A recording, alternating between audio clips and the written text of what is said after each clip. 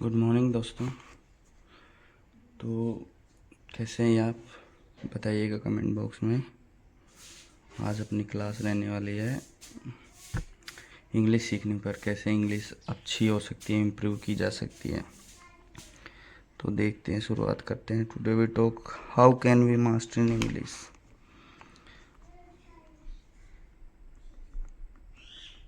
Master in English.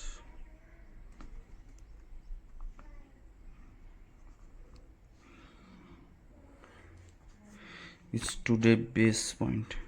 Today we gonna talk about this. देखिए, तो मैं बताता हूँ कि कैसे शुरुआत की जा सकती है। बात करते हैं, तो मैं भी कोई स्टूडेंट इंग्लिश का नहीं हूँ। I am not also a student of English, the English, but what I did consistently, that I will tell you in this video. Okay? क्योंकि अगर आप अब सीखते हैं तो ठीक है, और भी आसान है। आने वाले ज़माने में और भी फास्ट होने वाली इंग्लिश, क्योंकि हर दिन इंग्लिश का नया मॉडर्न रूप आ रहा है। मॉडर्न होती जा रही है इंग्लिश। तो देखिए, आपको कंसिस्टेंटली 3 या 4 चीज़ें करनी है।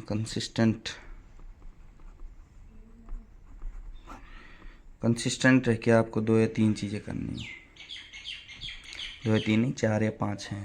तो ये आपकी इंग्लिश सीखने के लिए टास्क समझ लीजिए, चाहिए कुछ भी समझ लीजिए, तो आपको करना ही पड़ेगा। If you become a master in, then you should follow these क्या बोलते हैं, स्टेप्स।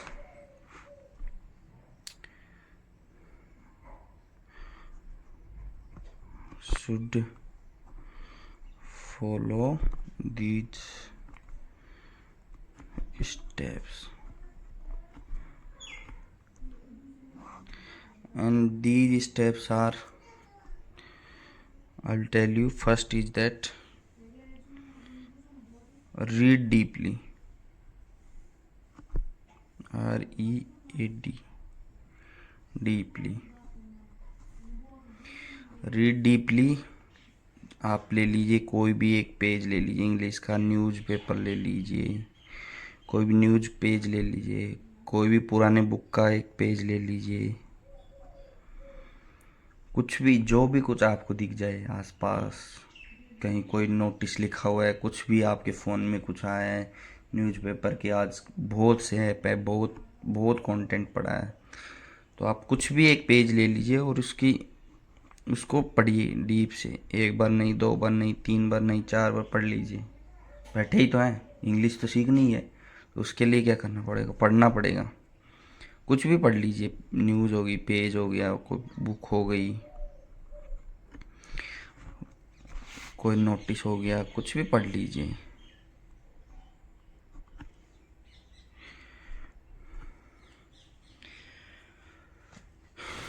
एक तो ये काम करना पड़ेगा आपको, रोज़ाना बेसिस पे बैठे बैठे पढ़ लीजिए, क्या करना है और आपको। दूसरा, आपको पैसिनेट होना पड़ेगा इंग्लिश के लिए। पैसिनेट एंड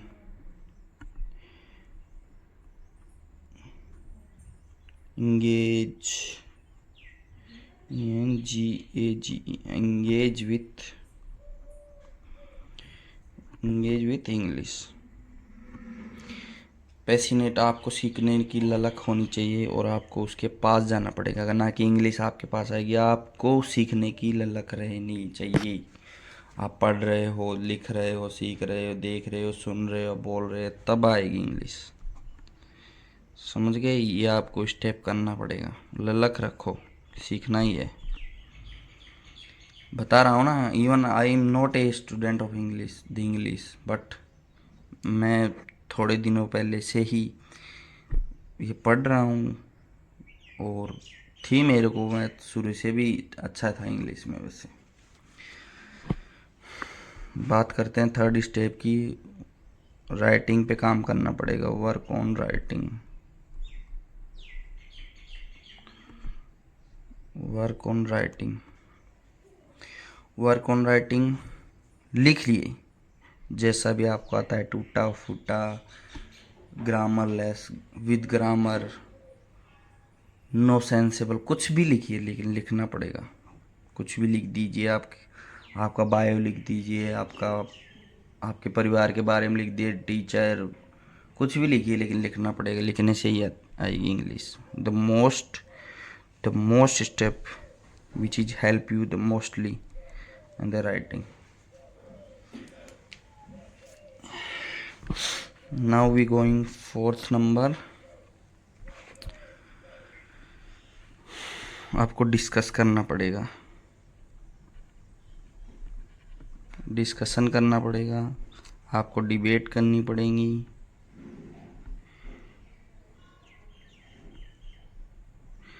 अब डिबेट करने के लिए आपको पार्लियामेंट जाने की ज़रूरत नहीं है।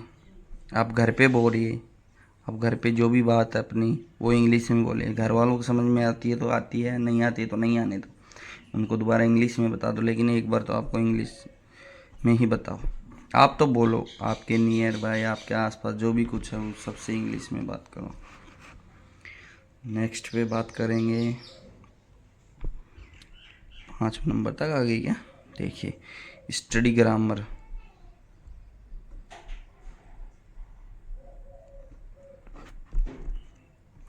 आपको जहाँ से भी रूल मिल जाए, कोई भी छोटा मोटा हो, उसको याद कर लीजिए, लिख लीजिए। शॉर्ट कॉपी बना रहे हो, लिख लीजिए बस, या फिर आपको उसको पढ़ लीजिए। ध्यान में रहना चाहिए आपको।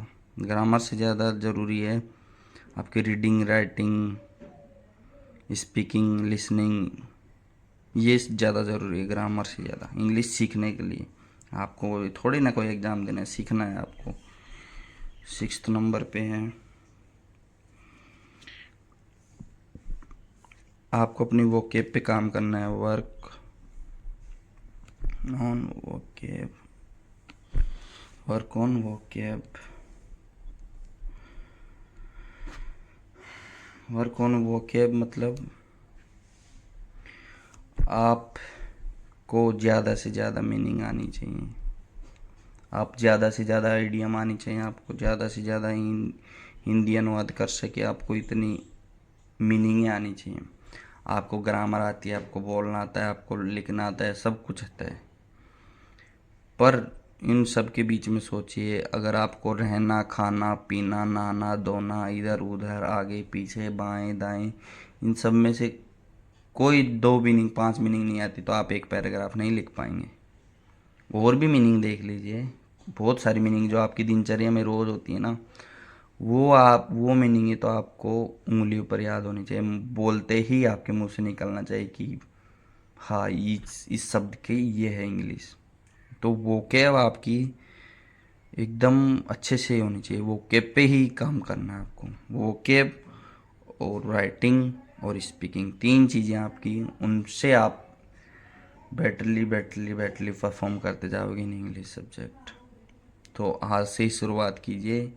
वोकैब सीखेंगे हम, आसपास की जितने भी चीज़ें होती हैं उन सब की वोकैब सीख लीजिए। इन सब के बाद में आता है 7 number and the last one, आप जितना जानते हैं, जितना भी, वो सब आप किसी ना किसी को सिखाओ। जितना भी जानते हो आप, चाहे आर्टिकल का ही यूज जानते हो, आर्टिकल एंड द का ही यूज जानते हो, यहीं से शुरुआत करो।